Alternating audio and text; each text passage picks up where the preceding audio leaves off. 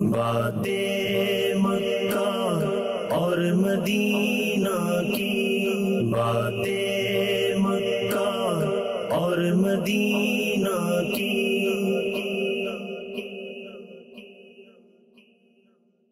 الحمدللہ رب العالمین والصلاة والسلام علی خاتم النبیین، اما بعد فاعوذ باللہ من الشیطان الرجیم، بسم اللہ الرحمن الرحیم۔ الصلاة والسلام علیک یا رسول اللہ وعلی آلک واصحابک یا حبیب اللہ۔ الصلاة والسلام علیک یا نبی اللہ وعلی آلک واصحابک یا نور اللہ۔ ایک بار پھر خوش آمدید۔ پروگرام ہے مکہ مدینے کی باتیں، اور ہمارے ساتھ موجود ہیں رکن شورا حضرت مولانا حاجی عبدالحبیب اتاری صاحب، مکہ مدینے کی باتوں کے حوالے سے ماشاءاللہ ایکسپرٹ بھی ہیں، اور پہلا ایپیسوڈ اگر آپ نے نہیں دیکھا تو اسے بھی ضرور دیکھ لیجئے، جس میں ابتدائی مکہ شریف کے حوالے سے بڑی خوبصورت باتیں حاجی صاحب نے بیان فرمائی ہیں۔ حاجی صاحب، مکہ شریف عاشقوں کا قبلہ ہے اور مسلمانوں کا قبلہ ہے ڈیفینیٹلی۔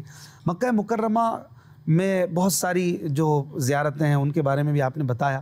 مکہ مکرمہ کو بنایا کیسے گیا؟ اس سے سب سے پہلے کس نے آباد کیا؟ مکہ یہ آباد کیسے ہوا؟ ٹھیک، اچھا، ہوا یہ تھا کہ حضرت ابراہیم علیہ السلام، پہلے تو یہ اندازہ ہو کہ حضرت اسماعیل کیسے ملے۔ 99 سال کی عمر میں ولادت ہوئی حضرت اسماعیل کی، اور اس سے پہلے بے اولاد تھے۔ ہاں، مطلب اولاد کی تمنا ہے، بیٹے کی تمنا ہے، اور دعائیں ہو رہی ہیں۔ اچھا، یہاں ایک منٹ کی بات اور کر لوں کہ یہ سبق بھی لے لیں کہ اللہ کے خلیل ہیں، 99 سال تک دعائیں ہیں، مگر صبر ہے، صبر ہے، اللہ سے شکوہ نہیں، مایوسی بھی نہیں ہے۔ اور ہمارے یہاں 2-4 مہینے ہم کوئی دعا کریں نہ پوری ہو تو لوگ اللہ سے شکایتیں کرنا شروع کر دیتے ہیں۔ تو یہ کتنا زبردست درس ہے کہ ہماری تو اوقات ہی کوئی نہیں، وہ اللہ کے خلیل ہیں اور ان کو 99 سال کی عمر میں بیٹا ملا۔ تو اس سے پتہ یہ چلا کہ ہمیں اللہ کے فیصلوں پر اطمینان اور یقین ہونا چاہیے۔ بالکل، اگر کچھ مانگ رہے اور نہیں مل رہا نا تو وہی بہتر ہوگا۔ بہرحال ایسی مرادوں سے کوئی بیٹا ملے تو اس سے پھر پیار کتنا ہوتا ہے۔ صحیح۔ اور آپ کو کہا گیا کہ اپنی زوجہ کو اور اپنے بیٹے کو ایک ایسے لکودک صحرا میں چھوڑاؤ، نہ جہاں پانی ہے، نہ باغ ہے، نہ ریگستان ہے اور پہاڑ ہے، بس، ٹھیک ہے۔ اب انہوں نے کیا کیا کہ چند کھجوریں اور تھوڑا سا پانی لیا، بی بی ہاجرہ اور حضرت اسماعیل علیہ السلام کو لے کر ایک لکودک صحرا میں چھوڑ کر واپس جانے لگے۔ بی بی ہاجرہ عرض کرتے ہیں کہ حضور، آپ ہمیں یہاں چھوڑ کے جا رہے ہیں، مگر کس کے آسرے پہ چھوڑ کے جا رہے ہیں؟ آپ نے کوئی جواب نہیں دیا۔ دوبارہ پوچھا، پھر جواب نہیں دیا۔ تو تیسری بار کہا کہ یہ بتا دیں کہ جو آپ یہ ہمارے ساتھ کر رہے ہیں یہ اللہ کا حکم ہے؟ کہاں رب کا حکم ہے۔ تو اب جواب سنیے بی بی ہاجرہ کا، وہ کہتی ہیں پھر اللہ ہمیں ضائع نہیں کرے گا۔ سبحان اللہ۔ اب ذرا سوچیے، اپنی زوجہ کو، اپنے بچے کو وہاں چھوڑ کر حضرت ابراہیم علیہ السلام رب کے حکم پر آ گئے، اور اب وہ واقعہ شروع ہوتا ہے۔ دیکھیں کیسے مکہ آباد ہونے کا واقعہ شروع ہوتا ہے کہ کچھ دنوں تک تو کھجور پانی وغیرہ چلا، اور اس کے بعد اتنی بھوک پیاس ہو گئی کہ بی بی ہاجرہ کا اپنا دودھ بھی ختم ہو گیا۔ اب ماں کے پاس بھی دودھ نہیں، کھانے پینے کو کچھ نہیں، حضرت اسماعیل تڑپ رہے ہیں، رو رہے ہیں، مطلب وہ پیاس سے رو رہے ہیں۔ تو حضرت ہاجرہ رضی اللہ تعالیٰ عنہ نے اب پانی کی تلاش میں، ماں تو بے قرار ہو جاتی ہے، ایک پہاڑ سے دوسرے پہاڑ چلنا شروع کیا، کبھی ادھر دیکھ رہی ہیں پانی، کبھی ادھر دیکھ رہی ہیں۔ اور میں نے پچھلے سلسلے میں کہا تھا کہ ہم بتائیں گے کہ جو میلین اخضرین ہیں، جب صفا مروہ ہم کرتے ہیں تو گرین لائٹس پر ہم دوڑتے ہیں اور باقی جگہ پر نارمل چلتے ہیں۔ اس کے پیچھے کیا راز ہے؟ تو علماء فرماتے ہیں کہ بی بی ہاجرہ جب پانی کی تلاش میں چل رہی تھی نا تو حضرت اسماعیل کو دیکھتی بھی جا رہی تھی۔ اب تھوڑا سمجھیے گا، جنہوں نے مکہ پاک دیکھا ہے ان کو پتا ہے صفا مروہ سے کعبہ اتنا دور نہیں ہے۔ اب یہ تو عمارت بن گئی ہے تو کعبہ کم نظر آتا ہے، ورنہ اگر نہ ہو تو آپ سوچیں کہ کعبہ بھی نظر آ رہا ہوگا۔ تو حضرت اسماعیل وہیں کعبے، اب تو اس وقت کعبہ نہیں تھا، تو وہیں کہیں بیٹھے ہوں گے اور رو رہے ہوں گے، حضرت بی بی ہاجرہ چل رہی ہیں اور دیکھتی بھی جا رہی ہیں۔ تو ہوتا کیا تھا کہ ایک چھوٹی سی بیچ میں پہاڑی آتی تھی کہ جس پر بی بی ہاجرہ کو حضرت اسماعیل نظر نہیں آتے تھے۔ چھوٹی سی وادی آتی تھی، نہیں، پہاڑی سی، بتایا جاتا ہے ایک چھوٹی سی ایسی پہاڑی تھی کہ جس کی وجہ سے حضرت اسماعیل نظر نہیں آتے تھے۔ اب ہو سکتا ہے بیچ میں آتی تھی، وہ بیچ میں آ جاتی تھی تو وہ نظر نہیں آتے تھے۔ جب بیچ میں پہاڑ آ جائے تو اب بیٹا نظر نہیں آ رہا، وہ دوڑتی تھی وہاں پر۔ اچھا، دوڑتی تھی تو پھر جیسے ہی بیٹا جلدی اوپر چڑھ جائے، ہاں، اب وہ یہ کراس ہو جائے نا، وہ کراس ہو جائے اور پھر حضرت اسماعیل نظر آ جائیں۔ صحیح۔ تو اب جیسے ہی وہ کراس ہو جاتی تھی تو حضرت اسماعیل نظر آ جاتے تھے۔ تو اب کیا ہوا کہ وہ، اب آپ غور کریں کہ جتنے قدم وہ دوڑی وہ جگہ دوڑنے والی ہو گئی۔ جب بیٹا نظر آتا تھا تو وہ نارمل چلتی تھی، تو اب ہمیں نارمل چلنا ہے۔ تو آپ ذرا سوچئے کہ اس ماں کی ادا کو کیسا باقی رکھا گیا کہ جیسے انہوں نے اسٹیپ اٹھائے ویسے ہی اپنے اسٹیپ اٹھانے۔ اچھا، یہ ایک اور حکمت کی بات، وہ تو خاتون تھی۔ اچھا، خاتون دوڑی ہیں اور اب عورتوں کو کہا جا رہا ہے کہ نہ دوڑا جائے، عورتوں کو منع, صرف مرد دوڑتے ہیں, صرف مرد دوڑتے ہیں. اچھا, عورتوں کو دوڑنے سے جو روکا گیا, علماء فرماتے ہیں اس کی وجہ یہ ہے کہ ساتھ مرد بھی ہوتے ہیں, عورت مردوں کے ساتھ دوڑے گی تو اس کی بے پردگی کے امکانات ہیں. اب آپ سوچیں کہ جو شریعت صفا مروہ پر اس طرح پردے کے احکام بیان کر رہی ہے, تو جو عورتیں بے پردہ بازاروں میں گھوم رہی ہیں ان کو سوچنا چاہیے. اچھا, یہی حجنے وہاں جا کر تو اس پردے کا اہتمام کر لیتی ہیں, مگر باہر نکل کر پھر ان سے بے پردگی ہو رہی ہوتی ہے, یا وطن آ کر کر رہی ہوتی, تو انہیں سوچنا چاہیے. تو اب کیا ہوا کہ اللہ کی شان دیکھیں کہ جب حضرت اسماعیل نے وہاں پر رونا شروع کیا اور اپنے پیروں کو ہلایا, جبریل امین تشریف لائے اور انہی پیروں کے قریب ایک جگہ پر اپنا پر اس جگہ پر مارا اور وہاں سے پانی کا چشمہ نکلا. اب وہ پانی کا چشمہ اتنی تیزی سے بہا کہ بی بی حاجرہ جب آتی ہیں تو اب ان کی زبان سے نکلا زمزم. اب عربی میں زمزم کہتے ہیں رک رک, وہ گویا چاہتی تھی کہ پانی تھوڑا سا رک جائے, لیکن وہ اسپیڈ سے جا رہا تھا, اب اس کا نام ہی زمزم پڑ گیا. اچھا اشفاق بھائی, ایک اور بڑی کمال کی بات میں آپ کو بتاؤں, جنہوں نے جیوگرافی تھوڑی سی پڑھی ہے یا دنیا کے نقشوں کو تھوڑا دیکھتے ہیں, بلکہ کبھی آپ کو بھی میں کہوں گا کہ آپ اس کو جب گوگل پہ ورلڈ میپ دیکھیں تو اس کو کبھی اس کو ڈگ ڈاؤن کیجیے گا. اچھا, جب آپ اس کو اندر کیا کہتے ہیں زوم کرتے جائیں گے نا, ہم ایک بار ایجپٹ گئے تھے. ایجپٹ کا نقشہ بہت عجیب ہے, اگر آپ ایجپٹ کے نقشے کو دیکھیں نا تو بالکل سیدھی آبادی ہے, بہت بڑا ملک ہے مگر صرف بیچ میں ہی آبادی ہے, رائٹ لیفٹ میں بالکل خالی ہے. تو میں نے کیا وجہ ہے, تو غور کیا, جب اس کو زوم کیا نا تو پتہ چلا کہ بیچ میں پانی ہے, دریائے نیل جو ہے نا وہ چل رہا ہے, اس کے ساتھ ساتھ آبادی ہے. تو پتہ یہ چلا, اب غور کرے, دنیا میں جہاں پانی ہے نا وہاں آبادی ہے. اب پاکستان کو دیکھ لیں, آپ کو بلوچستان میں کم آبادی کیوں ملتی ہے, بہت بڑے بڑے علاقے خالی ہیں. جہاں پانی نہیں ہوگا وہاں انسان نہیں بچ سکتا. بہت اچھی بات ہے نا, بڑے بڑے ریگستان کیوں خالی ہوتے ہیں, پانی نہیں ہوتا. پانی ہے وہاں, یہ مکے کی آبادی کا سٹارٹنگ پوائنٹ تھا, یہ پانی نکلا اور آبادی شروع. اب کیا ہوا, بی بی اب قافلے گزرتے تھے, جب قافلے گزرے انہوں نے پانی دیکھا تو انہوں نے بی بی حاجرہ سے اجازت مانگی کہ کیا ہم یہاں رک سکتے ہیں. آپ نے رکنے کی اجازت دی, ایک رکا, دو رکے, قافلے رکے, آہستہ آہستہ پڑاؤ کی جگہ بن گئی, پانی ہے. ٹھیک ہے نا, میں ایک اور آپ کو بات بتاتا ہوں, آپ نے ماشاءاللہ بیر روحا کے بارے میں سنا ہوگا کہ بیر روحا وہ ہے جو 70 انبیاء نے جو ہے وہ پانی پیا ہے. وہ وجہ کیا ہے, کیونکہ وہ جب آپ مکے سے مدینے جاتے ہیں, یا پہلے شام سے قافلے آتے تھے مکے کے لیے, جب شام سے مکے آئیں گے تو یہ راستے میں پڑتا ہے. اچھا, تو جب آپ کو جہاں پانی ملے گا نا وہاں لوگوں کا پڑاؤ ملے گا ہی ملے گا. تو انبیاء حج کرنے آتے تھے تو یہ راستے کا کنواں تھا, تو یہاں پر انبیاء نے بھی پانی استعمال کیا. تو پانی جو ہے نا وہ لوگوں کو اٹریکٹ کرتا ہے, یہ نیڈ آف دا لائف, سب سے بڑی نیڈ ہے, یہ انسان جی نہیں سکتا. تو اب وہ زمزم کا کنواں ایکچولی آباد کاری کی بڑی وجہ بنی, پوری بنیاد ہو, اب آباد ہوتا گیا. پھر حضرت ابراہیم علیہ السلام کو حکم, وہ واپس آئے, جب تشریف لائے تو اب کعبے کی تعمیر کا حکم دیا گیا. اب یہاں بھی بڑی دلچسپ بات ہے, کعبے کی, جیسے میں نے پچھلے پروگرام میں بتایا تھا کہ کعبے کی جو ڈائمنشن ہے نا, جو جگہ ہے حدود اربع جس کو کہہ لیں, وڈتھ اور لینتھ کہہ لیں, یہ بڑی کروشل ہے کیونکہ اسی کے اوپر بیت المعمور ہے, اس کو رائٹ لیفٹ نہیں کیا جا سکتا تھا. تو اب حضرت ابراہیم علیہ السلام نے کہا یا اللہ, میں حضرت آدم علیہ السلام والی بنیادوں پر کعبہ کیسے بناؤں. بھائی دیکھیں آج تو بڑا آسان ہے, آپ کسی سوسائٹی میں پلاٹ لیں, آپ کو ایک میپ مل جاتا ہے کہ جناب یہ آپ کی ڈیمارکیشن ہے, اتنا پلاٹ چوڑا ہے, اتنا لمبا ہے, آپ اپنی بنیاد کھود لیں. کعبے کے لیے کوئی سائڈ میپ نہیں دیا گیا تھا ان کو, روڈ وہ کس کو کہتے ہیں کہ ڈیمارکیشن پلان نہیں دیا گیا. اللہ کی رحمت کا انداز دیکھیں, قدرت کا انداز دیکھیں کہ ایک بادل کو بھیجا گیا, تو وہ بادل کا سایہ ایگزیکٹلی وہی سائٹ پلان تھا کہ جہاں کعبے کی تعمیر کرنی تھی. آپ دیکھیں رحمت, قدرتی پلان. تو اب وہاں پر حضرت ابراہیم علیہ السلام نے کعبے کی تعمیر کرنی تھی, اب پتھروں کی ضرورت تھی. تو حضرت ابراہیم علیہ السلام نے حضرت اسماعیل سے کہا کہ آپ جبل ابو قبیس سے پتھر لائیں, قریبی پہاڑ وہی تھا. تو اب جبریل امین نے انہیں گائیڈ کیا, انہیں بتایا کہ یہ 2 پتھر بھی ساتھ لے جائیں, یہ وہی پتھر تھے جس میں مقام ابراہیم بھی آ گیا اور حجر اسود بھی. حجر اسود تو نصب کیا گیا, بعد میں نصب کیا. دوسرا پتھر کس کام کے لیے؟ مقام ابراہیم جس پہ کھڑے ہو کے حضرت ابراہیم علیہ السلام نے تعمیر کی. اچھا, اس پتھر نے کیا کمال کیا, یہ کیسا کمال کا پتھر تھا کہ آپ دیکھیں, جب بھی آپ ماشاءاللہ آپ بھی کعبے پر گئے کہ حضرت یہ جو کعبے کی دیواریں نا کافی اونچی ہیں جی, ایک قد آدم سے بہت اونچی ہے. حضرت ابراہیم علیہ السلام نے اتنی اوپر پتھر کیسے رکھے؟ دنیا میں جب بھی کوئی اونچی عمارت بنانی ہوتی ہے, کوئی لفٹر چاہیے ہوتا ہے, کوئی لفٹ چاہیے ہوتی ہے. مقام ابراہیم نے لفٹ کا کام کیا. جیسے جیسے کعبے کی دیواریں اونچی ہوتی جاتی, مقام ابراہیم بھی اونچا ہوتا جاتا, جب نیچے ضرورت پڑتی وہ نیچے ہو جاتا. یہ اللہ کی قدرت کا ایسا شاہکار تھا, اور اس طرح یہ پورا کعبہ تعمیر ہو گیا. یہ معجزات کے ساتھ تعمیر ہوا, کیا کمال, اللہ کے نبی کے معجزے بھی ہو رہے ہیں. 2 انبیاء اس میں شامل ہیں تعمیر کے لیے, اور سبحان اللہ. اچھا, پھر اس کے بعد جب یہ تعمیر ہو گیا تو اب حضرت ابراہیم علیہ السلام کو حکم دیا گیا کہ لوگوں کو اللہ کے گھر کی طرف بلاؤ. جو ہم نے لاسٹ ایپیسوڈ میں بات کی تھی کہ ان کی آواز کو عالم ارواح میں بھی سنا گیا, اور پھر ماشاءاللہ لوگ آنا شروع ہو گئے. اور ایسی دعا کی حضرت ابراہیم نے کہ اس کی آب و ہوا کے لیے دعا کی, اس کے پھلوں کے لیے دعا کی, لوگ اس کی طرف دل کھنچ جائیں اس کے لیے دعا کی. اور واقعی اشفاق بھائی دل جڑ جاتے ہیں مکے سے اور کعبے سے, دل جڑ جاتا ہے. اور جس نے, سچی بات یہ, کعبہ 1000 بار آپ تصویروں میں دیکھ لیں, آپ ویڈیو میں دیکھ لیں, بلکہ میں یہ بھی کہتا ہوں جس نے 1000 بار وہاں جا کر بھی دیکھا ہے, جب کعبے کے پاس پہلی بار اپنے سفر میں جاتا ہے نا, تھوڑی دیر کے لیے تو ہکا بکا رہ جاتا ہے. کعبے کے سامنے جا کر نا جو منظر, اور جو ایسا لگتا ہے کہ چھوٹا سا انسان ہوں میں, بالکل, اور کدھر آ گیا ہوں, واقعی اسپیچ لیس ہو جاتا ہے انسان. مطلب کدھر آ گیا میں, واقعی میں کعبے کے سامنے کھڑا ہوں, اللہ کے گھر کے سامنے. یقین نہیں آ رہا ہوتا, یقین نہیں آ رہا ہوتا. اور پھر جو اس کی آنکھوں سے آنسو بہتے ہیں, اور جو اس کی کیفیت بنتی ہے, اپنے گناہ یاد آتے ہیں. اور واقعی اگر کسی اچھے ماحول سے وابستہ رہا ہو, اور پھر جیسے پہلے سے پڑھ لیا ہو کعبے کی عظمت کو, پھر تو اس کے آنسو رکتے ہی نہیں ہیں. اور پھر اس کے بعد وہ جو دعا مانگے, تو وہ آپ نے پچھلے پروگرام میں بھی وہ بات کہی تھی نا کہ کعبے پہ پڑی جب پہلی نظر. اچھا, یہاں میں ایک اور بات بھی, چلے بات چلی بھی ہے, ماشاءاللہ اللہ کرے ہمارے حاضرین اس سلسلوں کو سن کر مزید شوق پیدا کریں جائیں. تو کعبہ مشرفہ کو دیکھ کر دعا کون سی مانگنی چاہیے, کیونکہ ہے تو قبولیت کا مقام. تو اس پہ علماء نے بڑی پیاری باتیں کہی کہ درود پاک پڑھ لے, کہ درود پاک قبول ہو گیا تو انشاءاللہ ویسے ہی بیڑا پار ہو جائے گا. اور پھر اس کے بعد کلمہ پاک, اور اس کے بعد اللہ سے یہ دعا مانگے کہ اللہ میں جو بھی نیک اور جائز تیری بارگاہ میں کروں وہ قبول ہو.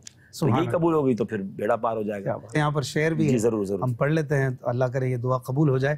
یا الہی جو دعائے نیک ہم تجھ سے کریں, یا الہی جو دعائے نیک ہم تجھ سے کریں, قدسیوں کے لب سے آمین ربنا کا ساتھ ہو, قدسیوں کے لب سے آمین ربنا کا ساتھ ہو, آمین.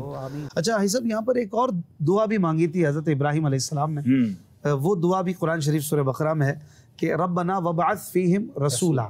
حضور علیہ السلام کے لیے دعا کی تھی کہ وہ خاص رسول, وہ خاص نبی, اپنا محبوب پیدا فرما دے. اور یہ دعا بھی جیسے کہ آپ نے پھلوں کے بارے میں فرمایا, یہ دعا بھی قبول ہوئی. دل کھنچتے ہیں, یہ بھی قبول ہوئی. اور بھی اپنی ضروریت کے لیے دعا کی گئی ہے, نماز پڑھتے رہے, نمازی نماز ہے وہاں پر. اور پھر حضور علیہ السلام کی ولادت اور بعثت کے لیے بھی, اس سے یہ بھی سیکھنے کو ملا کہ کوئی بڑا کام کریں, نیکی کا کام کریں تو دعا کرنی چاہیے. واہ واہ واہ, بہت خوبصورت نقطہ آپ نے بیان کیا کہ کعبے کی تعمیر کے بعد بھی آپ نے دعا کی, اپنے گھر والوں کو جب وہاں چھوڑ کر آئے تب بھی دعا کی. تو یہ واقعی قربانی کے وقت دعا کرنا, نیکی کے بعد دعا کرنا, اور دعا کرتے رہنا. یہ بھی بڑا ایشو ہے کہ ہم دعاؤں میں بڑی کنجوسی کرتے ہیں. لوگ سب کے پاس جاتے ہیں, رب کے پاس نہیں جاتے. اچھا, سرکار دو عالم صلی اللہ تعالی علیہ وسلم کی سیرت میں کتنی دعائیں ہیں آپ سوچیں. مجھے ایسا لگتا ہے کبھی کبھی پڑھے نا تو ایسا لگتا ہے نبی پاک تو قدم قدم پر دعائیں کرتے تھے. اب کیسے؟ آئینہ دیکھنے کی دعا, پانی پینے کی دعا, کھانا کھانے کی دعا, کھانے سے پہلے کی دعا, بات کی دعا, ایون واش روم میں جانے سے پہلے کی دعا, سونے سے پہلے کی دعا, جاگنے کے بعد کی دعا. آپ سوچیں اتنی سرما لگانے کی دعا, دعائیں کتنی ہیں. اس کا مطلب کیا ہے کہ پیارے آقا ایچ اینڈ ایوری اسٹیپ پر دعائیں مانگ رہے ہیں. اور ہم سوچیں پورے دن میں کتنے کام کر رہے ہیں, دعائیں نہیں مانگتے. بندہ کنیکٹ بھی ہے نا اللہ پاک سے, اللہ سے ہر وقت لاؤ لگی ہوئی. اور ان دعاؤں کی اگر میننگ پڑھ لیں تو پھر تو اور ایمان تازہ ہو جاتا ہے. تو یہ حضرت ابراہیم علیہ السلام کا طریقہ تو تھا, مگر سرکار دو عالم علیہ السلام کا. اچھا, پیارے آقا علیہ السلام اور سیدنا ابراہیم علیہ السلام میں ایک اور کنیکٹیوٹی میں آپ کو بتاؤں. ویسے تو حضرت ابراہیم علیہ السلام ابو الانبیاء کہلاتے ہیں. آپ کے بعد جتنے انبیاء ہیں وہ آپ کی اولاد سے ہی ہوئے. اچھا, پھر حضرت ابراہیم علیہ السلام سرکار دو عالم علیہ السلام کے بعد کائنات کی سب سے افضل ہستی بھی آپ ہیں. سبحان اللہ. اچھا, لیکن ایک اور جو خوبصورت کنیکٹیوٹی ہے نا کہ پوری دنیا میں بتایا جاتا ہے کہ سب سے زیادہ میرے آقا علیہ السلام سے جو چہرے میں مماثلت تھی نا, وہ حضرت ابراہیم علیہ السلام سے تھی. اچھا, پھر نبی خوبصورت بھی پھر ایسے ہی کیسے ہوں گے. اچھا, پھر نبی پاک علیہ السلام کا یہ جملہ مجھے اتنا پیارا لگتا ہے کہ سرکار دو عالم علیہ السلام نے ایک جگہ ارشاد فرمایا جس کا مضمون ہے کہ جس کو حضرت ابراہیم کو دیکھنا ہو وہ مجھے دیکھ لے. اچھا, سبحان اللہ. اچھا, آپ نے یہ نہیں فرمایا میرے سے مماثلت ہے، کیونکہ آپ کے آباء و اجداد میں سے ہے نا، تو یہاں جو اپنے بزرگوں سے بارے میں ذکر کس طرح کرنا ہے، عزت کس طرح دینا ہے، مطلب وہ کیا خوبصورت انداز ہے. تو یہ بھی ہمیں نبی پاک علیہ السلام کے الفاظ سے پتہ چلتا ہے. اور پھر ایک اور روایت میں آتا ہے کہ پیارے آقا علیہ السلام اور حضرت ابراہیم کی ملاقات بھی ہوئی، اور وہ معراج کی رات جب آسمانوں پر پیارے آقا تشریف لے گئے تو وہاں حضرت ابراہیم علیہ السلام نے ہم گناہ گاروں پر بھی ایک مہربانی فرمائی. حدیث پاک کے الفاظ ہے کہ حضرت ابراہیم نے سرکار علیہ السلام کے ذریعے سرکار کی امت کو سلام بھیجا. تو ہمیں سلام بھیجا حضرت ابراہیم علیہ السلام نے، اور پھر حضرت ابراہیم علیہ السلام نے نبی پاک علیہ السلام سے عرض کیا کہ اپنی امت کو میرا سلام دیجیے اور ان سے کہیے، حدیث پاک کا خلاصہ ہے کہ جنت کی زمین خالی ہے، آپ کی امت سے کہیے اس میں درخت لگائیں، سبحان اللہ، الحمدللہ، اللہ اکبر اور لا الہ الا اللہ کہہ کر. سبحان اللہ. یعنی ہمیں باقاعدہ راستہ بھی بتا دیا کہ جتنا ذکر الہی کرتے رہے جنت میں باغات لگا لیں. سبحان اللہ. اچھا یہاں پر اگر مختصر یہ ذکر بھی ہو جائے کہ قربانی بھی وہی ہوئی، ابتدائے قربانی جو لاکھوں نہیں بلکہ یوں کہیں اربوں لوگ جو ہے وہ قربانی دیتے ہیں ہر سال، تو قربانی بھی اسی سرزمین پر ہوئی اور اس کا حکم بھی وہیں پر دیا گیا. سبحان اللہ. لیکن حضرت ابراہیم علیہ السلام کو خواب میں یہ حکم ملا اور آپ نے اپنے بیٹے کو قربان کری. قربانی کی تو سیرت کمال ہے نا. پھر اسی سرزمین پر آپ نے صحیح فرمایا کہ یہ عظیم بات ہے، مکے کے اندر ہوا. اور پھر میں یہاں پر ایک اور بات عرض کر دوں کہ جب قربانی ہونے لگی اور جنتی مینڈھا آ گیا فدیے میں، تو جو تکبیر ہے نا اس کے پیچھے بڑا پیارا سینیریو ہے کہ جب یہ قربان کر رہے تھے تو جب جنتی مینڈھا آیا تو حضرت جبرائیل نے کہا اللہ اکبر اللہ اکبر. حضرت ابراہیم علیہ السلام نے جب دیکھا کہ مینڈھا بھی آ گیا، جبرائیل امین بھی آ گئے، تو انہوں نے کہا کہ لا الہ الا اللہ واللہ اکبر. حضرت اسماعیل جو لیٹے ہوئے تھے انہوں نے سنا کہ جب یہ آواز آ رہی تو کہا اللہ اکبر وللہ الحمد. تو اب آپ ذرا سوچیں کہ یہ تکبیر کتنی پیاری ہے کہ جس کے شروع کے الفاظ حضرت جبریل امین کی زبان سے ادا ہوئے ہیں، درمیانی حضرت ابراہیم کی، اور آخری الفاظ حضرت اسماعیل علیہ السلام کی. جب بھی تکبیر پڑھے تو یہ سینیریو بھی یاد کرے کہ کیسی قربانی مکے کی سرزمین پر ہوئی ہے اور یہ کیسی داستان ہے. ذرا سوچیں اگر ہمیں کہا جاتا کہ اپنا ایک بچہ قربان کرے، کم از کم زندگی میں ایک ہی بار کریں، ہم میں سے کون کر پا؟ ہمیں جرأت نہ تھی. کتنی آسانی کر دی ہمارے لیے کہ جانور قربان کریں، خود ہی کھا جاتے ہیں، دوستوں کو کھلاتے ہیں، اور قربانی کا ثواب بھی ملتا ہے. تو اللہ کرے کہ اس سنت ابراہیم کا صدقہ ہمیں نصیب ہو. وہ جو جنتی مینڈھا تھا اس کے سینگ بھی کہا جاتا ہے کہ کعبے کے اوپر یا اس کی زیارت قریب میں ہوتی تھی. جی پہلے موجود تھے، بعد میں وہ کسی حادثے کی وجہ سے وہ جو ہے وہ جل گئے. بہت ساری عظمتوں کا ایک مرکز ہے کعبہ مشرفہ. کعبے میں اگر کوئی بیمار ہو جائے تو اس کی بھی کوئی فضیلت یا اس کے لیے کوئی دلجوئی کا سامان ہے؟ جی جی بالکل ایسا ہی ہے. بعض لوگ بیمار ہو جاتے ہیں کہ وہاں جو موسم ہے وہ نارملی گرم رہتا ہے، موسم تبدیل رہتا ہے ہمارے شہروں کے مقابلے میں، اور پھر ساتھ ساتھ ایک بندے کی وہاں تھکن والی کیفیت بھی ہوتی ہے. جی پہلے تو میں کعبے کی گرمی کے حوالے سے عرض کر دیتا ہوں. سرکار دو عالم علیہ السلام نے ارشاد فرمایا جس نے خاموش ذکر الہی کے ساتھ شدت گرمی میں طواف اس طرح کیا کہ نہ کلام کیا نہ کسی کو تکلیف دی، ہر پھیرے پر استلام کیا، تو ہر قدم پر 70,000 نیکیاں لکھی جائیں گی، 70,000 گناہ محو ہوں گے اور 70,000 درجے بلند ہوں گے. وہاں کی گرمی سے بھی گھبرانا نہیں چاہیے. یہ گرمی انشاءاللہ جہنم کی گرمی سے بچائے گی، محشر کی گرمی سے بچائے گی. اور بیماری کے حوالے سے ایک حدیث پاک طویل ہے، اس کا ایک حصہ یہ ہے جس کا مضمون یہ ہے کہ جو مکہ پاک میں ایک رات بیمار رہا اس پر جہنم کی آگ حرام ہو جائے گی. آپ سوچئے کہ اچھا پھر یہاں مرنے والوں کے لیے بھی فضائل بیان ہوا کہ ان دونوں حرم میں سے، یعنی مدینے کے تو الگ سے بھی فضائل ہیں مگر ان دونوں حرم کے بھی مشترکہ فضائل ہے کہ ان دونوں حرم میں سے جو کسی کا انتقال یہاں پر ہو گیا وہ امن والوں میں اٹھایا جائے گا. اب آپ سوچیں، اور نبی پاک علیہ السلام کی ایک اور حدیث پاک کا خلاصہ ہے کہ سب سے پہلے پیارے آقا علیہ السلام قیامت کے دن اپنے روضے سے باہر آئیں گے، حضرت ابوبکر صدیق، حضرت عمر فاروق رضی اللہ تعالیٰ کے ساتھ، پھر اہل بقیع، اور پھر اس کے بعد نبی پاک کے ساتھ اہل معالی جو مکے کے قبرستان کے لوگ. جس طرح جنت البقیع مدینے میں ہے تو جنت المعلی جو ہے وہ مین قبرستان کتنا مبارک ہے. جب بی بی خدیجہ الکبریٰ رضی اللہ تعالیٰ جلوہ فرمایا، اور کتنے بڑے بڑے صحابہ کرام کے وہاں مزارات ہیں. تو یہ بڑا مقدس قبرستان ہے. یعنی یہ وہ شہر ہے جس کی زندگی برکت والی، جس کی ایک نیکی لاکھ نیکی کے برابر. وہاں بیمار ہوں تو فضیلت، وہاں کی گرمی پہ صبر کریں تو فضیلت، اور وہاں مر جائیں تو بھی جناب بیڑا پار ہے. تو اس کیوں مکے سے پیار نہ کریں، اس کی ایک ایک چپے سے کیوں نہ پیار کریں. میرے آقا کی بہت ساری یادیں ہیں. مگر اشفاق بھائی یہاں میں چاہوں گا کہ اس میں ایک اور بات ہم ایڈ کر لیں. مکے کے فضائل بہت زیادہ ہیں، اور واقعی یہ دنیا کا دستور بھی ہے کہ جہاں نیکیاں زیادہ ہوں، جہاں کی رسپیکٹ زیادہ ہو، وہاں کی ڈس رسپیکٹ جو ہے وہ زیادہ پنشمنٹ کے قابل ہوتی ہے. اب مثال دے دیتا ہوں اس کو کہ کوئی مسجد کو روڈ پر گناہ کرے، یقیناً گناہ ہے، مگر مسجد کے اندر آ کر کرے تو لوگ کیا کہتے ہیں مسجد میں گناہ کر رہے ہو. کوئی عام مہینے میں گناہ کرے غلط ہے، لیکن کوئی رمضان کے مہینے میں کرے. اسی طرح کوئی دنیا میں کہیں بھی گناہ کرے غلط ہے، لیکن حدود حرم میں مکے میں گناہ کرے. تو اب یہاں یہ سنبھلنا ہے کہ مکے میں ایک نیکی جہاں 1,00,000 نیکی کے برابر ہے نا، وہاں کا گناہ بھی 1,00,000 گناہ کے برابر ہے. تو مکہ ضرور جائیں، بار بار جائیں، لیکن ادب کے ساتھ جائیں اور باذوق رہیں، عبادت کریں. اگر گناہوں کی عادت لے کر ساتھ گئے نا، پرابلم کیا ہے اشفاق بھائی، کچھ ہماری عادتیں ایسی جو ساتھ جاتی ہے، جس کی لڑنے کی عادت ہے، معاذ اللہ جھوٹ بولنے کی عادت ہے، معاذ اللہ اگر کسی کی بدنگاہی کی عادت ہے، تو وہ عادتیں بھی اگر ساتھ گئی ہیں، موبائل فون بھی ساتھ ہوتے ہیں، تو کہیں ایسا نہ ہو سارا سفر بیکار ہو جائے. تو وہاں کے گناہوں سے بچنا ہے اور خوب نیکیاں کرنا. ماشاءاللہ. آخری ایک سوال کہ جس طرح ہم سنتے ہیں کہ مدینہ شریف میں ایک روضۃ الجنہ ہے، فرمایا گیا ما بین بیتی و منبری روضۃ من ریاض الجنہ، حدیث شریف میں منبر اور گھر مبارک کے بیچ کی جگہ. مکہ شریف میں حرم، مسجد حرام میں بھی کوئی جگہ ہے ایسی جو جنت کی کیاری جسے کہا گیا؟ حدیث پاک کا مضمون ہے کہ رکن یمانی سے رکن اسود کے درمیان کی جو جگہ ہے یہ جنت کی کیاریوں میں سے ایک کیاری ہے، جنت کے ٹکڑوں میں سے. سبحان اللہ. وہاں دعا بھی قبول ہو رہی ہے اور جنت بھی ہے. جنت بھی ہے. سبحان اللہ. تو مکہ مدینہ یقین کریں جنت کے ہی، دیکھیں نا جنت کا پتھر تو ویسے ہی ہے، یعنی اپنی آنکھوں سے آپ حجر اسود دیکھ رہے ہیں تو جنت دیکھ رہے ہیں، مقام ابراہیم دیکھ رہے ہیں تو جنت دیکھ رہے ہیں. سبحان اللہ. خانہ کعبہ شفاعت بھی کرے گا؟ بالکل ہاں.